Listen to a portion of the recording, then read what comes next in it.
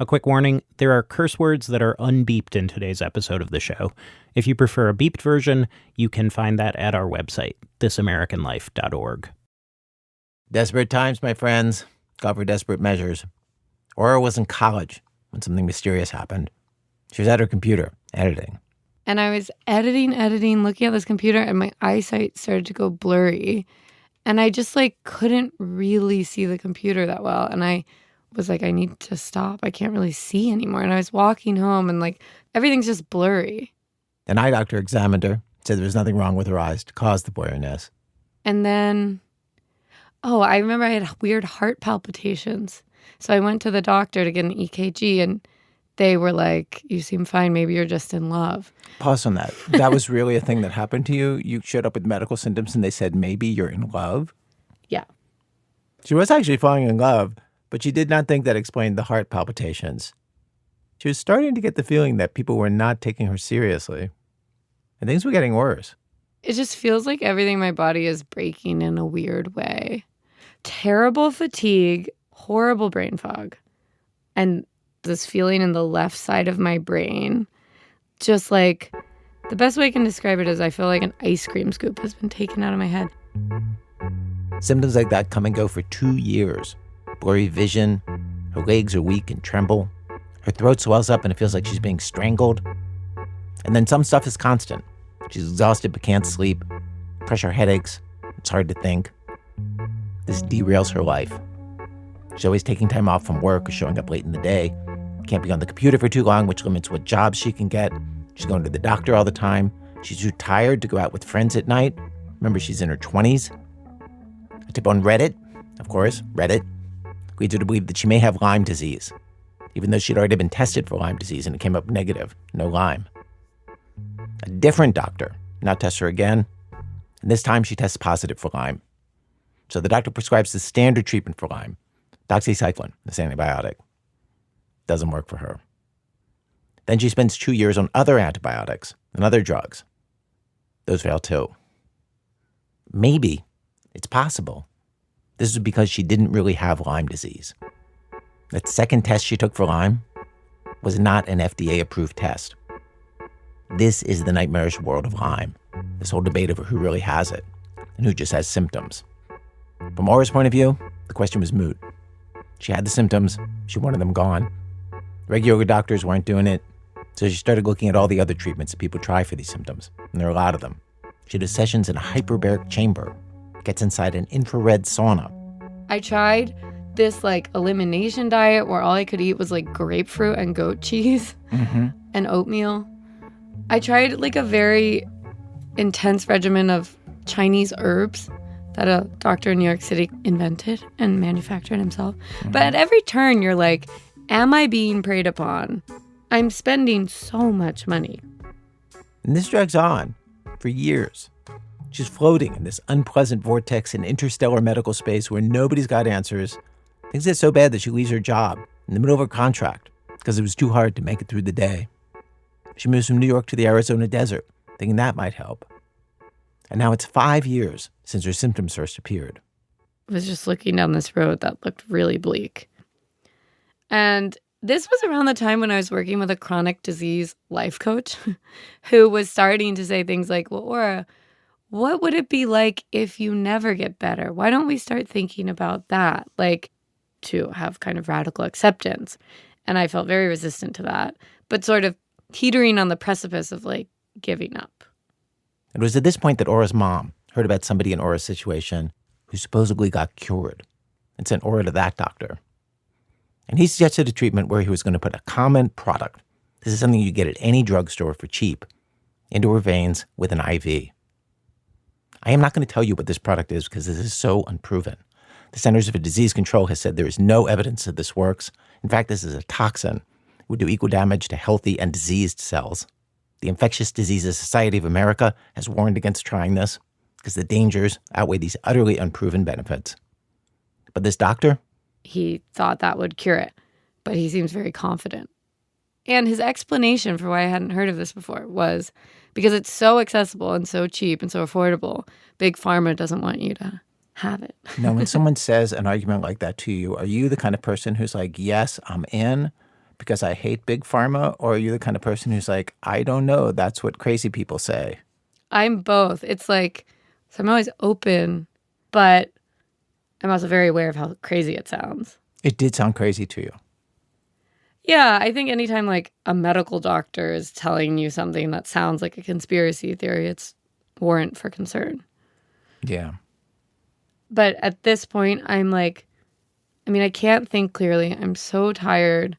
I'm so eager to move on with my life that I'm really feeling like willing to try anything. And I think I didn't do as much research as one might imagine.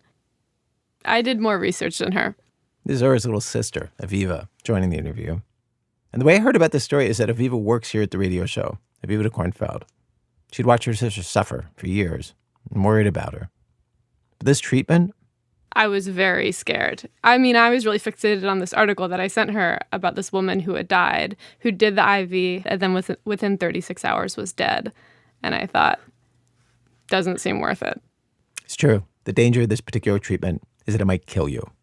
With, again, no solid studies showing that it works. And when you showed that to her, what did she say? She was freaked out by it, obviously, but was just kind of like, the current state and how I feel also isn't sustainable. My preference would be to have a sister who is sick and alive rather than a dead sister. It's like you would prefer to have a sister who is sick and alive than one who is dead. And it's like, not to be overly dramatic, like I certainly didn't want to die, but I was like, I don't want to be the sister who's sick and alive. Like, this really sucks. And my current state is just so unpleasant and so confused and exhausted. Like, it was just like reaching a point of like, this is not a way to really live. Yeah. If there was a chance it could work, I wanted to try it. So it's like a Hail Mary pass. Yeah. Total Hail Mary. So, fully knowing that this could kill her, she got the IVs. 4 of them over a few weeks. And this is not really the result I would have predicted. Her symptoms went away. The ice cream scoop in her head, the brain fog, the fatigue, the achiness, all of it. Maybe the IV treatment had something to do with this. Maybe it didn't. I've now spoken with 3 Lyme experts and researchers who could not explain this result. They said this is the kind of thing that you would want to do a proper scientific study on, because the world is filled with things that seem to work in one isolated case and then really don't prove out. I also managed to reach Aura's doctor. And the one thing that he said to me in an email was that he was convinced that it was not the IV that ended her symptoms, but one of the other things that he tried with her. He'd given her other supplements and pills. And then he ghosted me without saying what that thing was that he thought worked. Wouldn't reply to repeated emails and texts. And Aura, when she looks back on it now, she thinks it was kind of nuts. Like, she's glad she was cured, for sure. But to be that desperate, that you feel like you have no other choice, so you throw everything you have into something that not only seems unlikely to succeed, sometimes it's genuinely terrifying. That is not a place anybody ever wants to be. Like this IV treatment. Like, it doesn't seem like a good idea. You can't look back on it and be like, well, given the information we had at the time, we made the best decision we could. It's like, no, that was a bad idea. And so if it turns out bad, then it's like, you have no one to blame but yourself. But if it turns out good, and I guess that's what the Hail Mary is like a bad idea that has the potential to work. But today on our program, people in bad situations with no other options, going for crazy long shots they hope against hope are going to fix the impossible situations they found themselves in. Our entire episode today, my friends, happens in the 4th quarter, seconds left in the game, after coming from 29 points behind, far, far from the basket, throwing a ball that really looks like it's going to be short. When does that ever work out? From WBEZ Chicago, it's This American Life. I'm Ira Glass. Stay with us.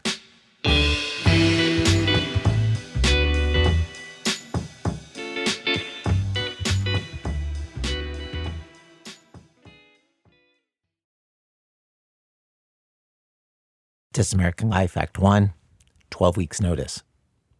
So some jobs, the entire premise of the job is that every day you're going to go up against impossible odds.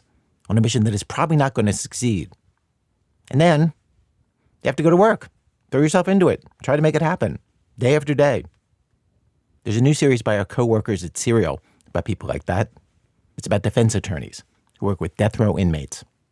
In Texas, where this particular story takes place, these kinds of appeals to get people off death row fail 94% of the time. And hearing this series, for all the news stories and movies that I've seen about lawyers and that job, it showed sides of it that really surprised me. I don't think I really got some things about the people who do that job and what that job is until I heard this series. And so they allowed us to pull a few scenes from the first two episodes to play for you here so you can get a sense of this. We'll start at the top of the show. Here's how they open the series. Maurice Shama of the Marshall Project is the host. In the fall of 2024, a criminal defense lawyer got the kind of phone call that most lawyers can only dream about. It concerned a client of his, a guy named David Wood, one of Texas's most notorious serial killers. He was sitting on death row, months away from his execution. I would like to discuss with you something about David Wood. Why I don't condone what has happened in that case. The fact is, I don't like... The man on the phone, George Hall, thought something corrupt had gone down in David Wood's trial. It had happened more than 30 years ago, but for 30 years he'd said nothing, mostly because he was afraid to. For those 30 years, he'd been on parole. He worried if he aggravated the authorities, they might find some way to send him back to prison. But now his parole had ended, and George Hall was ready to tell his story, which he'd eventually put into a sworn declaration. That story goes like this. Back in the late 80s, George Hall and David Wood were locked up together at the Eastham unit in Texas. George Hall was in for murder. David Wood was in for rape. They weren't particularly close. David Wood was quiet, didn't talk much. But when he did, George says, it was mainly to complain about how the police in his hometown of El Paso were harassing him, investigating him for a series of murders. Basically, what he said was El Paso was trying to pin it on him. David Wood insisted he had nothing to do with those murders. George thought maybe he didn't, maybe he did. Either way, he didn't really care. Eventually, George and David Wood were separated, moved to different facilities hundreds of miles apart. One day, George says he's in the prison library, ready to go to lunch, when two officers come in and tell him to pack his stuff. I said, well, where am I going? They wouldn't tell me. So next thing I know, I'm on a bus ride down to El Paso. A few hours later, George finds himself in a holding cell in the El Paso County Jail. Two other guys join him in there. George recognizes them both as guys who had celled with David Wood. And one of them says to the group, they have an opportunity. They can all get money maybe, or less prison time. All they have to do is snitch on David Wood. Soon enough, they're escorted out of the cell and into a car. And George says that's when the cops start rolling out the red carpet. They give us the tour up scenic drive up the mountainside, look across the Rio Grande, look into old Mexico and this and that and whatever, you know. And I'm sitting there thinking to myself, we're not handcuffed. What if we jump out and run? What are they going to do then, you know? But he sits tight. George says they're taken to a hamburger joint for lunch and then, ultimately, to a police station. The guys are offered coffee, snacks, cigarettes, and then they're ushered into a room with detectives. Of course, they got files everywhere. They got David Woods' name plastered all over everything. They got arrows and lines going to this, dates wrote down. Files are sitting there. They started handing us files. Look at this. We got this on him. We got this on him. He did this. We know this. And going through all facts and stuff, they're this narrative-driven shit, and you're reading what they got, and then after that, they go, you know anything? Well, I don't know a goddamn thing. All they had to do is ask me at the prison unit. I was madder than shit about it. As for the other two guys, they go back, they're talking to each other, but it's in real low tone, and they basically don't even want to talk to me about nothing. So I knew to myself right then and there, they're going to say whatever they want them to say. They're going to tell the police that David Wood confessed to multiple murders. But George is sure these guys don't actually know anything about David Wood. He would have heard about it already. Plus, he knows they're not above lying. George returns to prison. Not long after, he writes to an El Paso prosecutor about, quote, improprieties that I am aware of. He says he knows the informants are fabricating their stories. The prosecutor never writes back, but the letter does make its way into David Wood's case file. Eventually, David Wood does go on trial for the murders. George is never called to testify, but the two other guys become the star witnesses for the prosecution. The jury convicts David Wood, and he's sentenced to death. Court documents show that after the trial, one of the informants received $13,000 in reward money. The other got his own capital murder charge dropped.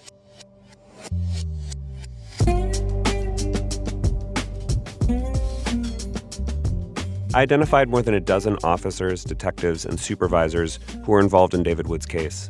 I wanted to ask them about George Hall. Some were dead, one had dementia, one hung up on me, and others never responded. But the one detective who did speak to me extensively about the case called George's whole story, quote, preposterous. George and the two others were brought in together and interviewed by the El Paso police. That's documented in court records.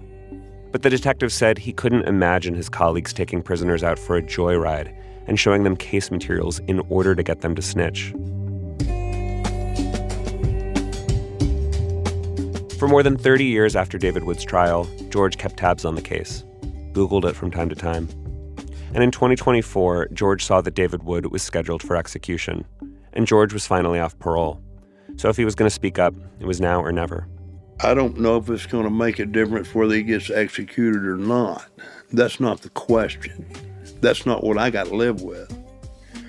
What I have to live with is, can I live with myself knowing that I know two people fabricated testimony to get a guy executed, and I don't say anything about it?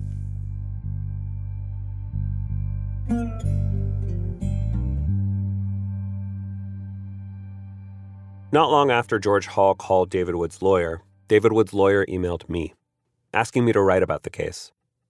I wasn't surprised. I'm a journalist at a nonprofit called the Marshall Project, where we cover the criminal justice system. I'm the death penalty guy on staff, as gloomy as that sounds. But I was surprised by who was asking. Greg Werchuk.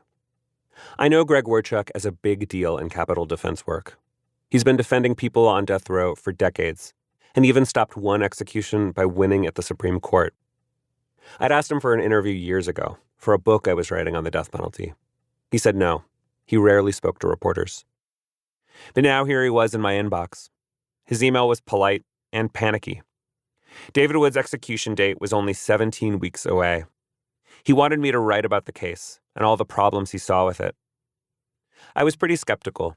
I did the hard-hitting research of reading the Wikipedia page about David Wood, and woof. 6 women and girls, one as young as 14, killed and buried in the desert outside of El Paso. David Wood even got one of those spooky serial killer nicknames, the Desert Killer. Greg wrote to me that David Wood was innocent, that he didn't commit any of these murders. And sure, I did find George Hall's story compelling, but even if those informants were lying at the trial, that doesn't mean David Wood didn't do it.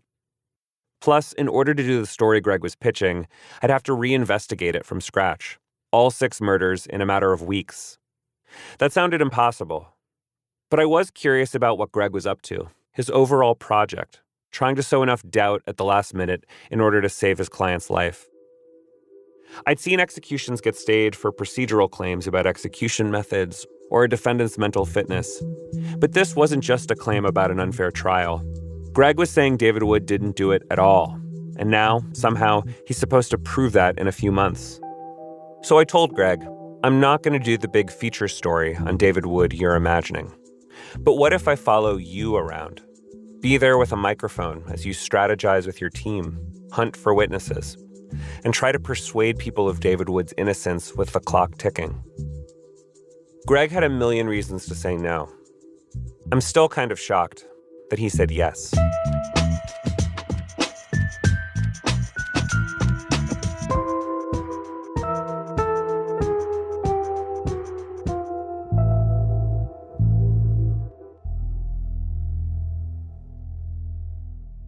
So that's the premise. Maurice is going to follow this defense team.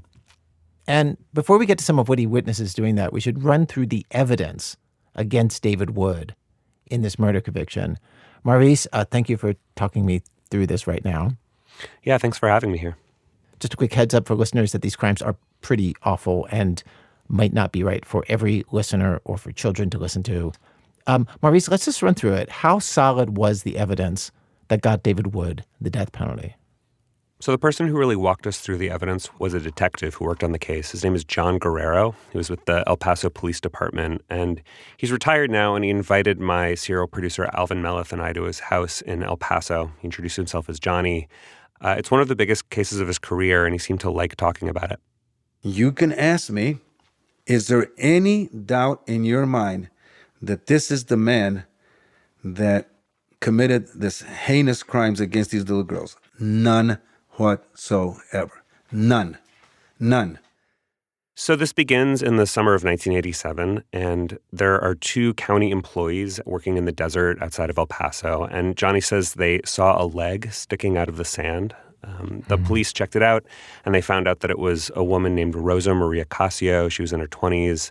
And then they searched the area around her, and pretty quickly they find a second body about 50 feet away. It's a woman named Karen Baker. She's 20, and she's a mother of 3 young children. And then over the next few months, they find a total of 6 bodies in this area of the desert. 2 of the victims are girls in middle school, and then their ages run up into their early 20s. Middle school kids. I know, it's awful. The detail that really stuck out to me was that they could identify the girl who'd been in 8th grade in part because they found her T-shirt where all the other kids had signed their names on the last day of school. And it turns out that girl's mother becomes a real leading force in this case, and she pushes Johnny to see all of these murders as connected, first of all, and then to go talk to other middle school kids to try to get clues or tips from them about, who might have done it. And in fact, they do get clues. Let's play a little bit from the podcast where you get into that. We started getting information from several people about this white guy that was going around in a beige truck and also in a motorcycle. El Paso is majority Hispanic, so this detail, a white guy, stood out to Johnny. The kids say this guy was always around. Giving weeds to them and buying them beer and that kind of stuff. And then also we were told that he was real focused on these young girls, real young girls, 15, 16-year-old little girls. And I don't remember who it was, but somebody gave us this nickname, Skeeter. In old tapes from this investigation, you hear this name come up a lot, Skeeter. Did you ever hear any of the kids mention a guy by the name of Skeeter that had offered him some marijuana or something like that? You knew him by a nickname? By Skeeter. Okay. How long had you known him? And then we started asking people about this guy, Skeeter. Skeeter or Scooter? Skeeter. That was that guy in the truck. That was the guy in the truck? Yeah. Somebody said, well, Skeeter's a guy that just got out of prison. Okay. Skeeter is who? And his name is... David Wood, I guess. David Wood. Of course, we run his name. The mechanics of how Skeeter and David Wood get linked are hazy. In the recordings I listened to, most of the kids had no idea who Skeeter was. And the ones who say Skeeter was David Wood, it's not clear if they put that together themselves, or if they were repeating the connection that the cops made. In any case, when Johnny learns more about David Wood's criminal record, he discovers a rap sheet that's long and egregious. Multiple sexual crimes against girls, one as young as 12. And the timeline tracks. David Wood had been released from prison less than a month before the first of these victims disappeared. So, right away the antennas go up, the red lights start blinking and what have you, Okay, so that is what makes David Wood Johnny's prime suspect. But Maurice, as you say in the show, just having a nickname and a history of crimes, even very disturbing crimes, that is actually not enough to put him away for 6 murders. They also get the 2 jailhouse witnesses that you talked about in the show's opening. And then there's one bit of physical evidence that connects David Wood to the crime. Yeah, it was surprising to me that there was only one bit of physical evidence. It's a set of orange fibers, probably from a blanket. And these are threads that came from David Wood's vacuum cleaner, like the bag in his vacuum cleaner. Mm-hmm. And then they were also found with one of the victims' bodies in the desert. And then the other big thing that Johnny's got, and this is probably the most substantial thing that connects Wood to these murders, is this woman named Judith Kelling. Tell her story. Judith Kelling was a sex worker in El Paso in the 80s, and she's deceased now, but she came forward and did a recorded interview with Johnny. Today's date is Monday, November the 16th, 1987. She came forward shortly after some of the women were found in the desert, and she said she'd been hitchhiking, and a white guy picked her up with his truck, and he wouldn't take her to where she wanted to go, but instead invited her to do cocaine with him out in the desert. So he drives her out there and pulls out a shovel and also some rope. So this is from her interview. And he took the shovel and he started digging. And he came back, he got the blanket, and he told me, he made me get out the truck. I didn't want to, I told him, just take me back. He kept calling me a bitch. He goes, don't turn around, bitch. And I was getting panicky, scared, because I thought he was going to try something with me. Judith Kelling says that he tied her up and raped her, and there are a lot of creepy details, like he kept telling her to say that she was 14 years old. And then he hears some voices nearby and gets spooked, and he leaves her out in the middle of the desert to find her own way home. The police give Judith a photo lineup, and she identifies David Wood as the guy. And she takes the police to where she was raped, and Johnny tells me that it's about 50 yards from where the murder victims were found. And then, as you explain in the show, the police arrest Wood for the rape.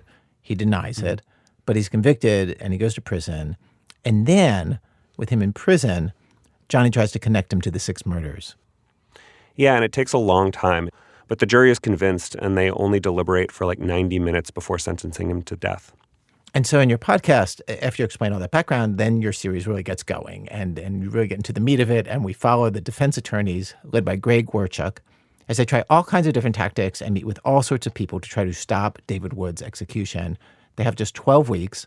They go to a district attorney, they go to a TV news person, they hear about somebody who thinks their dad may have committed at least some of the 6 murders, and they have to decide if that is worth running down. I have to say, I was really surprised at how many different roads they could go down and had to choose between. Yeah, he had a lot of them to choose between. Greg actually got the original list of police suspects, and there were 36 of them on it, and some of them did seem promising. So there was one man who failed a polygraph test about the murders, which I know those are unreliable, but he did fail it. So Greg's team runs that one down, and Alvin and I had to actually knock on some of these people's doors too, which we describe in the show. Basically, Greg's theory on this case is that the cops had tunnel vision. They were under all this pressure to solve the case. The victims' families were demonstrating in public, and so they took every bit of evidence and massaged it to fit David Wood or discarded it if it fit someone else. And so with all that in mind, let's just pick up with your show at this scene that happens in your second episode. Greg has just been to the courthouse to re-examine some of the physical evidence in the trial, the orange fibers. It is 50 days before David Wood's execution is scheduled to take place. On the way out of the courthouse, Greg says he wants to grab one more thing from a clerk. He asks for any and all criminal records related to a guy named Michael Plyler. This is a new name to me. It wasn't on the El Paso PD's list of 36 suspects. But the other night, Greg came across Plyler's name in old state records, along with a picture of a truck, which looked a lot like David Wood's truck. So Greg wondered, could this all be a case of mistaken identity? He wants to look through Plyler's criminal files to see if there's anything in there that might tie him to the case beyond the truck. Like if he went by the nickname Skeeter. Because Skeeter is this nickname that keeps popping up throughout the case as David Wood, but David Wood's never used that as a nickname. So it seems a bit odd that that would be a name he would be giving to people. This depends on believing David Wood about the nickname, which Greg does. But either way, this Plyler deep dive seems to me like a real long shot. And it reminds me of a criticism I've heard a lot, mostly from prosecutors and judges. They say lawyers like Greg have years to do this stuff, but they wait until the last minute so they can maximize the drama. I ask him about this. So these are files that you've had for a long time, and you're just now... They'll give you the... I guess I wondered if this name had emerged in something you just got. No, but it's... I've had it for a long time in the sense that it's buried in 12,000 pages of records. Gotcha. He says it's buried in 12,000 pages of records. His point being that, yes, he's technically had Michael Plyler's name for years, but he's been working solo for much of that time, so he's had to pick and choose what to focus on. But it's also true that Greg is incentivized to stretch this out as much as possible, to show up at court with new information right before the execution. That way, the judges will be so overwhelmed they'll have to hit the pause button, and Greg's client gets to live another day. In fact, Greg's already been accused, pretty harshly, of delaying David Wood's execution in all kinds of ways. In 2009, Wood was about to be put to death, and a day before it, Greg got them to delay by arguing that David Wood has an intellectual disability. The courts ultimately reject this appeal, but it takes 5 years for them to rule on it. Then they spend years arguing over evidence that was never DNA tested. Last year, a judge summarizing the last 15 years of this case accused David's defense of a, quote, pattern of piecemeal litigation and delay. Over those years, Greg has filed motions to replace prosecutors, to claim a judge had a conflict of interest, to test this or that bit of evidence. He lost all these arguments, but the judge's point was, this guy just throws spaghetti at the wall to see what sticks, and he does it one noodle at a time. Other lawyers get accused of the same things. There's a perception on the part of prosecutors and also lots of judges that lawyers like Greg are such extreme anti-death penalty zealots that they're willing to bend the rules, if not outright break them. Greg and I finish up at the courthouse around lunchtime. Before we head back to the hotel, he proposes we swing by someone's house first. A woman he's been trying to talk to for some time now, Ramona Dismukes. Her importance as a witness is kind of questionable. She was best friends with a girl who disappeared back in 1987. A lot of people in El Paso assumed David Wood was responsible, but police never found evidence, and he wasn't convicted of it. It's the kind of witness I could imagine skipping, but Greg decides it's worth a try. We pull off the highway and drive up to this small house, where a guy with a mohawk is hauling stuff out to a dumpster. Greg hops out of the car and talks to him. He comes back looking defeated.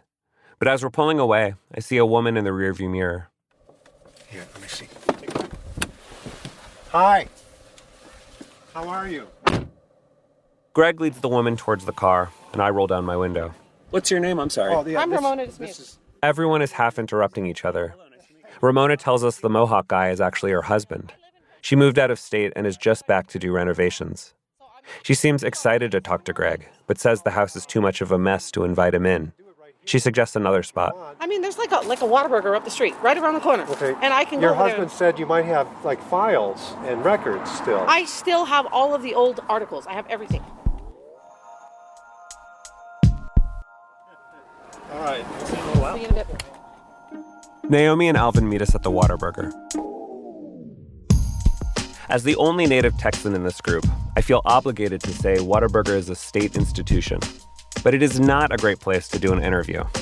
There's loud music, soda fountains and fryers going, people coming in and out. Ramona blazes in, big expressive face. Her hair is wild and curly, some of the layers dyed cherry red. She slaps down this giant binder, very dusty, that says Mona's Articles, she also goes by Mona, in cursive letters next to what looks like a cigarette burn. It's full of old newspaper clippings that leave flakes on the table. Apparently, all those years Greg was developing his theories of what really happened in 1987, Ramona was nursing her own. El Paso is a pretty big city, but Ramona talks about it like a small town. David Wood, the police, the victims, their parents, everybody knows everybody, as if somehow they all went to high school together. Even this Whataburger is relevant in a way. Ramona tells us she got involved in this case because of her best friend, Cheryl Vasquez. When they were still teenagers, Cheryl married Ramona's brother, which made them best friends and sisters-in-law. And Cheryl... She worked right here at this Whataburger. This is where she worked. When she went missing, she was working here. And she never even got her last check from this place because she was gone. But... Cheryl was 19 when she disappeared, the same summer as all the desert killer victims. When bodies started turning up in the desert, Ramona was worried that Cheryl was going to be one of them. She felt the cops weren't looking hard enough for her friend. So she enlisted her mom, and they decided to figure out what happened to Cheryl themselves. They knew Cheryl was last seen at this one Circle K convenience store. And so they came up with, frankly, a totally bonkers plan. we started hanging out at that Circle K. And my mom was literally tricking me. She was like, go sit on that wall and somebody's going to come and try to kidnap you and I'll call the cops and we'll get them and we'll know who it was. And I'm like, okay. Your mom sounds like a real character from what I've... Yeah, she was feisty until the moment she died. She had me sitting on that wall in little shorts, 17 years old, waiting to get me kidnapped. I'm like, thanks, Mom. But By way of explanation, Ramona says that her mom was, quote, German. The lawyers don't ask her to explain more. But as strange as the plan was, there was some logic to it. Ramona and Cheryl were about the same age, and according to Ramona, looked so alike that they got mistaken for sisters. Ramona's mom thought she could use her daughter's looks to lure out the desert killer. Ramona says that she and her mom did this Circle K routine over a few days, with no luck. Then, one afternoon, she was sitting on a wall outside the store in her shorts when she saw a truck approach. Word around town was that the desert killer drove a beige or a brown truck. one day, this brown truck came rolling in and went to the store and came out and looked over at me and was like, oh shit, threw a quarter at me. Go home. Huh? Go home. Your family's looking for you. They said I stole you. The cops are asking me questions. You need to take your ass home. And I'm like, who are you talking to? And I didn't know. This was how Ramona first met David Wood. At this point, the cops were starting to zero in on him for the disappearances, including Cheryl's, and he knew it. He mistakenly thought Ramona was Cheryl because, again, they looked alike. So that part of the plan actually worked. Ramona says he tossed a quarter at her, as in, you're the girl the cops think I abducted. Please use this quarter to call home on the payphone. Tell everyone you're safe. Ramona goes on to tell us about the surprising relationship that developed between her mom, and David Wood. Something between a friendship and a covert op. David Wood himself remembers spending time with the two of them. But what he didn't know is that they were also spying on him. Ramona says her mom started inviting David Wood to their house. He'd come over, she'd give him coffee, they'd hang out, they'd talk. My mom thought she was slick, and she was. My mom was like, I'm going to sit here and talk to him. You go search his truck, She says she stole David Wood's keys and rifled through his truck, trying to find something incriminating. But she never did. She also saw him get nauseous around blood. She cut her hand in front of him once, which, while not exactly exonerating, didn't scream serial killer either. For Ramona and her mom, it all added up to one thing. David Wood could not be the desert killer. Ramona says her mom was eager to help clear his name. My mom immediately called the detectives. He's the wrong guy. You got the wrong guy, because he didn't kidnap my daughter, and she looks just like Cheryl, and he threw a quarter at her and told her to go home. And, my mom's German, very feisty, very loud. She's like, da-da-da-da-da. So they're like, oh, we want to come and talk to you. The police came to the house and asked Ramona to come down to the station to give a statement to detectives. She was sketched out. And I said, no, I'm not going to give you a statement. And they said, well, we want to show you something. So they put me in the car and took me out to the desert. And they're like, there's bodies out here, and it'd be really easy for you to be out here. And they wanted me to write a statement. They told me, out there in the desert, we need you to go back and write a statement. We need you to tell us that David Wood tried to take you. I said, but he didn't try to take me. He threw a quarter at me and told me to go home. I said, well, that's not what we need you to say. I said, but that's not the truth. And they said, you look just like all the other girls that are gone. This could be you. And I was like, are you threatening me? And they're like, well, no, we're just telling you that if you don't put him away, he might take you. Ramona says the detectives who drove her out to the desert were Johnny Guerrero and his partner, Alfonso Marquez. She eventually put all of this in a sworn statement to the court. Ramona is not the first person to accuse these guys of abusing their power. There's George Hall, the guy who called Greg with the whole story of the jailhouse informants and the red carpet treatment, and later laid out his claims in a sworn declaration. According to trial transcripts, at least one other witness claimed the police tried to add falsehoods to her statement. In a different case from around this time, a suspect told a reporter that Detective Guerrero bullied him into a false confession. We asked Detective Guerrero about that interrogation, and he said he didn't remember it. He also denied ever taking Ramona out to the desert. Actually, what he said was, quote, she's full of shit. Moreover, he told us in his 15 years in homicide, quote, I was never accused of any wrongdoing or coercion by anyone I talked to or any case I worked, unquote. Detective Marquez, for his part, died a couple of years ago, but it is worth noting that he had a reputation for lying and using force. In a different case, he allegedly bullied a 16-year-old kid to make him confess to 2 murders. The kid was later exonerated after serving nearly 20 years in prison. Watching the lawyers interview Ramona, watching them jot down notes at every twist and turn, I was struck by how absurd it was that this was where we found ourselves, 50 days out from the execution. All of us huddled around a table in this Whataburger, the lawyers trying to piece together something useful from this zany story.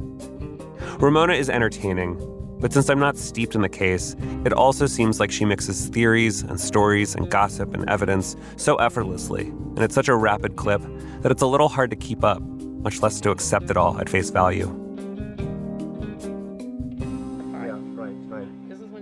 I look over at Greg and Naomi to see how they're reacting, to get some clue about how seriously I should take all of this. But they're more or less statues. Very stoic, these two lawyers on a Whataburger.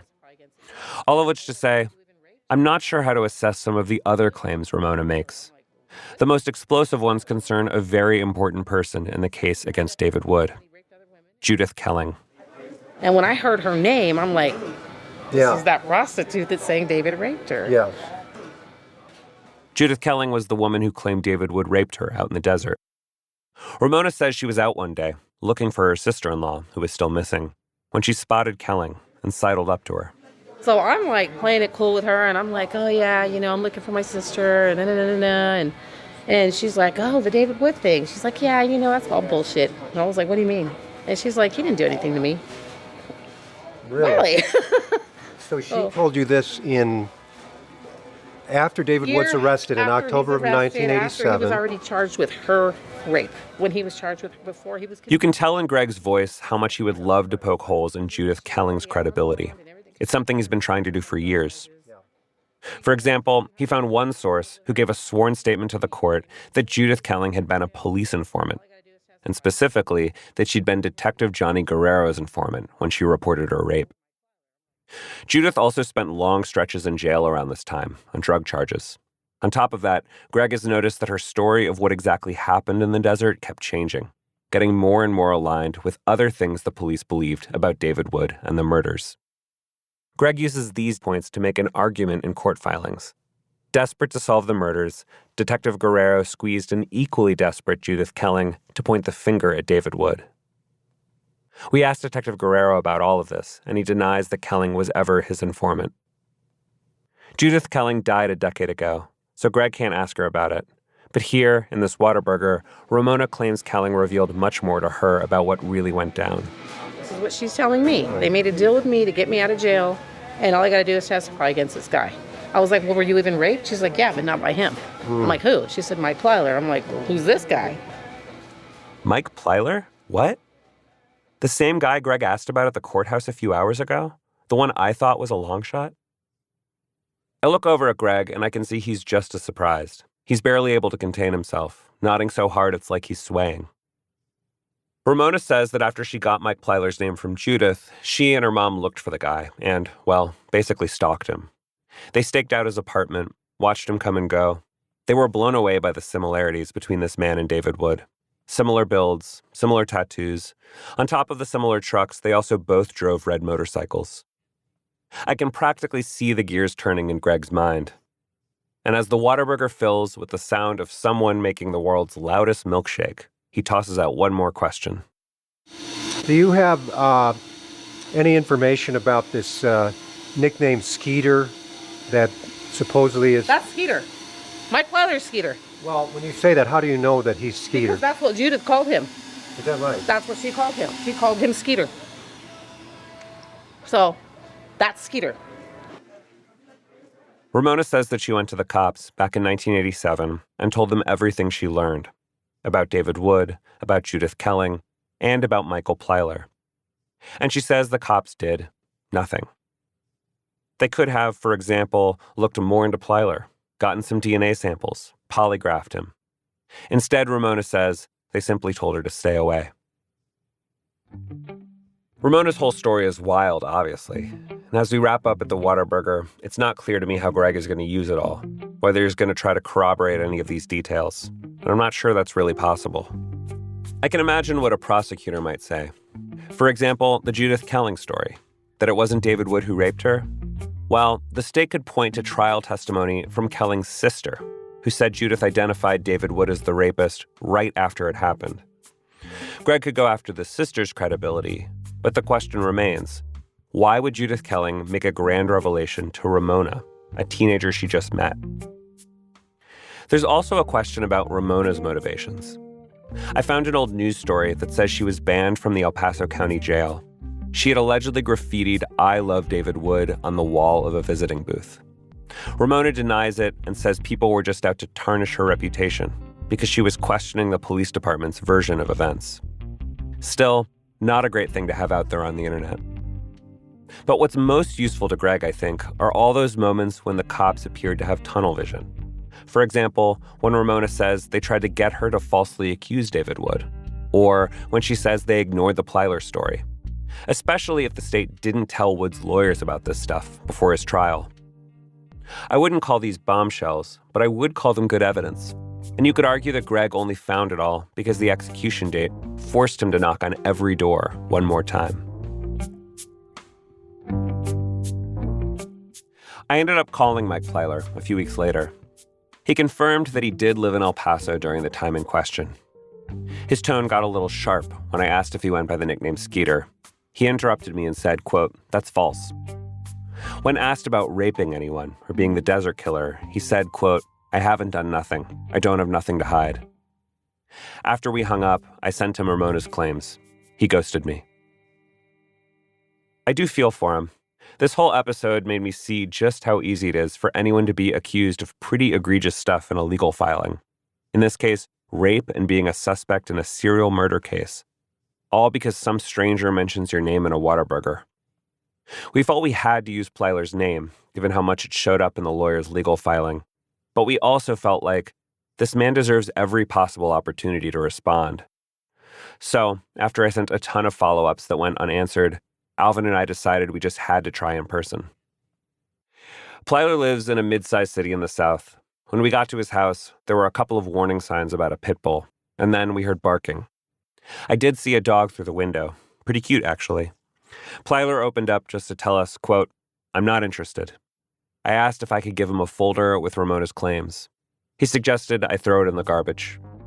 I leaned over to put it on the doormat, and by the time I stood back up, the door was closed. The whole thing lasted maybe 10 seconds. I haven't been able to reach him since.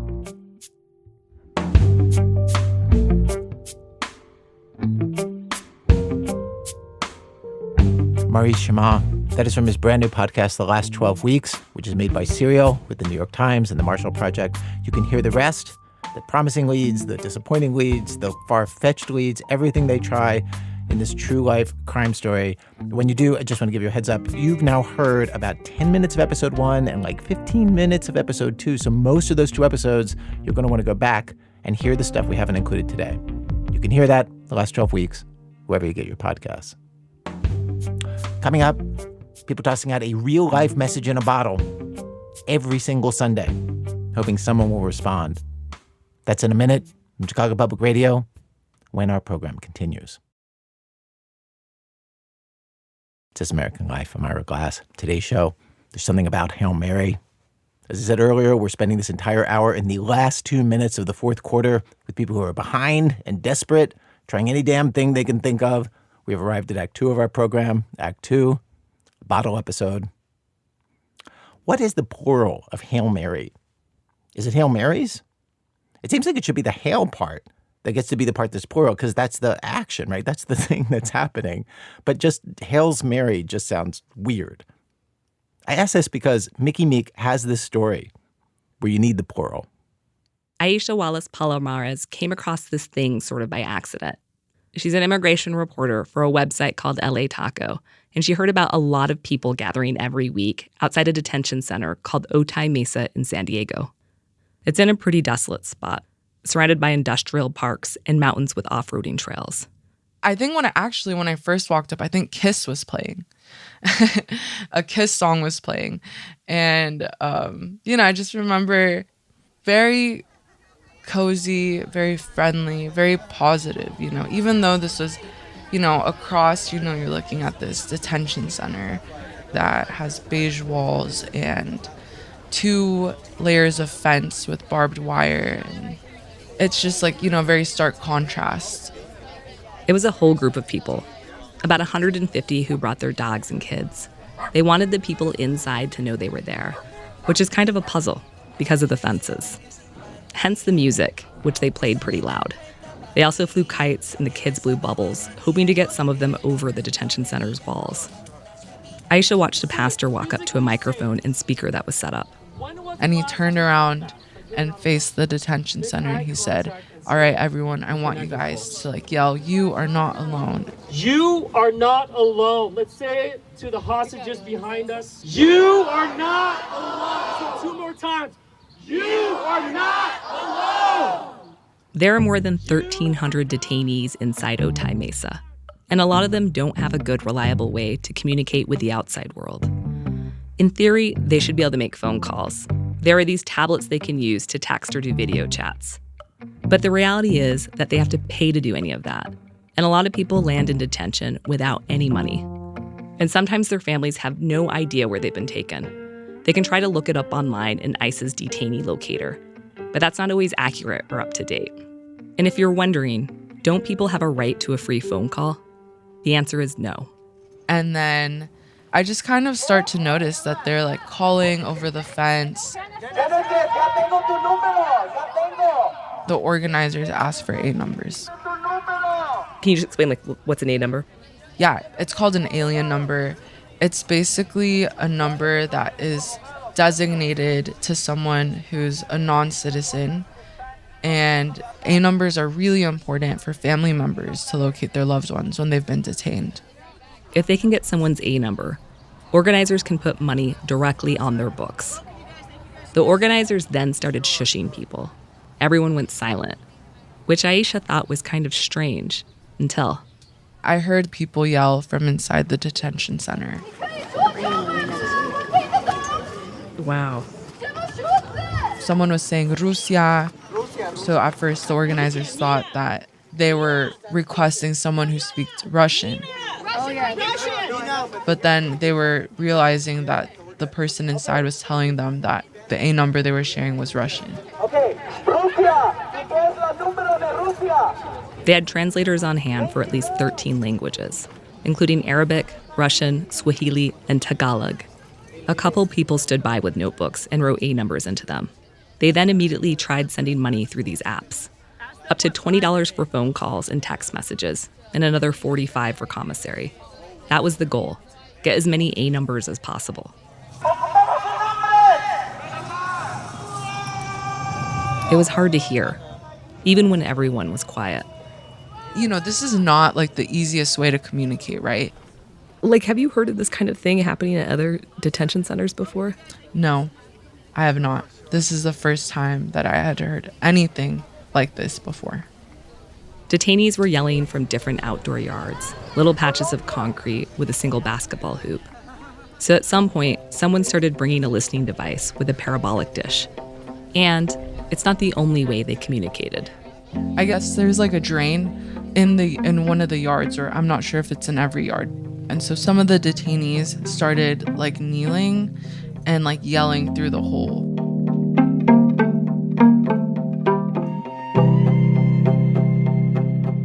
The organizers, who call themselves the Otay Mesa Detention Collective, told Aisha that the first time they realized they could communicate through bullhorns and shouting was shortly after they started gathering outside the detention center last fall. They were giving out tamales and bags of fruit to families coming for visiting hours when they heard a woman yelling from inside the detention center. She was yelling on behalf of another woman who was inside and far from her family. Here's a recording of that. She's only 19 years old? What's her name? She's from Oxnard, California. She wants her family to know she's here. What's her name? Her name was Yulisa, and her family did not know where she was. And so they were asking if the organizers could connect with the family or just get some help so that her family could know that she was in Otay Mesa.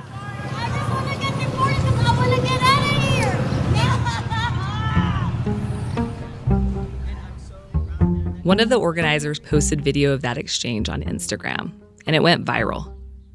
Someone responded in a comment, "She's my in-law," and then set up a GoFundMe that said Yulisa's family had been looking for her for a week.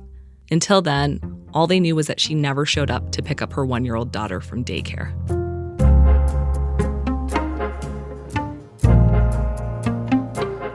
When Aisha first saw that video, she thought it was something that had happened once. She didn't realize it was happening all the time until she was there. In the middle of all these A numbers being shouted out, another thing happened. I was just like observing, and I saw like people scramble. You know, the organizers sort of like scramble and say like, there's a bottle. And then I see like a CoreCivic truck like start to like kind of drive down. CoreCivic is the private company that runs this detention center. It was a game of who was going to get there first, the CoreCivic security truck or the vigil attendee. And one of the vigil attendees ended up grabbing the bottle and bringing it back. And then like and I was like, a bottle? Like what? What kind of bottle was it? It was a lotion bottle. You know, like a travel-sized like lotion bottle. And I was just in that moment like, someone threw a bottle from inside the detention facility. You know, it's a pretty wide distance to throw something over.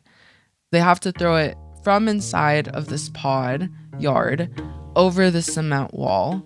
And then it has to go across, I'm not sure how tall this fence is, maybe like 14 to 20 feet tall, and it has barbed wire on it, and that's one fence. Then there's a little gap, and there's another fence, and it's also tall and barbed wire. That is really wild. Yeah, and I had chills, you know, I was like, that's insane. I measured it on Google Maps. The shortest distance they would have had to throw the lotion bottle is about 90 feet. I noticed that everyone kind of got excited. And then I don't know if it was Blue or Holly walks over to me and says, you know, there was a note attached to the bottle. And I was like, what? Is it attached to it or is it inside of it? It's attached to it. I think they used the sort of like sticker on the bottle to sort of use that adhesive to like somehow attach the note to that. And then that's like what it was wrapped on. So Blue brings it over to you and she says, do you want to hold it? My stomach kind of dropped and I said yes. I'm just holding this note in my hands and I'm reading it. I was wondering, can you read that message for me? Yeah, I can. Good afternoon. My wife and I have been at OMDC since April 15th, 2025. It's cold here all the time, and the food is poor. For 290 days, we haven't eaten a single piece of fruit, banana, apple, orange, or anything fresh. We are all in one big room with no doors or windows. We can't see any grass or trees. We are all constantly sick. There is no internet. My lawyer was not given my phone calls. Many people here have been sitting for 12, 14, 16, 18 months without a final court decision. Aisha asked the main organizer, a preschool teacher with bright blue hair named Jean Wong, is this the first time someone had thrown a note over to them? And then Jean tells me that this is not the first note, that there's several notes that they've received. But this is the longest note that they've had. Most of them have had A numbers. But she says that this person from inside was so desperate to have their story told that they had actually thrown another bottle with the same exact note earlier that day. What kind of other objects have come over? Lotion bottles, deodorant bottles, and I think even a AA battery. Most of what they got that day were A numbers.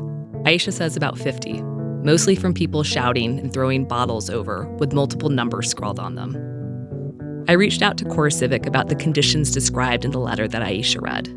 They denied all the allegations, called them flatly false and inconsistent with their standards.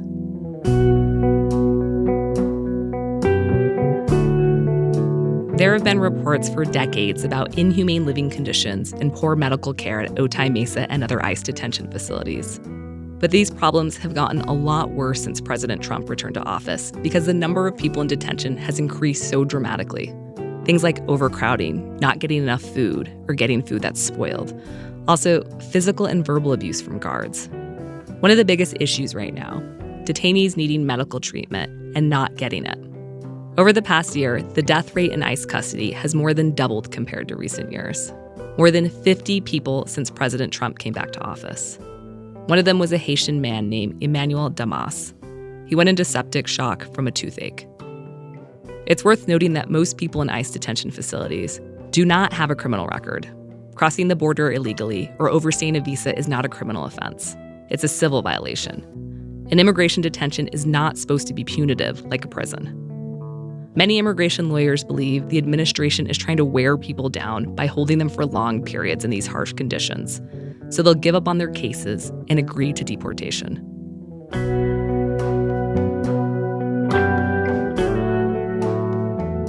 While Aisha was there, some of the detainees who'd gotten money put into their accounts sent text messages to the organizers. They requested music they wanted organizers to blast. Others wanted their texts read out loud. We just got a text from someone inside, and so she's going to read it for everybody here, okay? I put it into Google Translate, and it said, "Are you guys outside? We can hear you, we can hear you, we can hear you. We love you, thank you." At the end of the day, the organizers asked Aisha, please don't publish anything about how we're communicating with detainees. They worried it would all get shut down. But then they texted the people inside, including the person who threw over the lotion bottle, and asked what they thought. The answer? Publish it. The detainees wanted the story out. They wanted people to know what was happening. Aisha's story ran, and then, as predicted, there was retaliation according to detainees. They said that CoreCivic turned down temperatures, took away showers, limited tablet access and commissary time, and shut down the yard on Sunday afternoons when the organizers are outside. Which means no more messages on bottles thrown over fences. But it doesn't matter. The organizers now have enough A numbers that they're communicating with hundreds of detainees by text.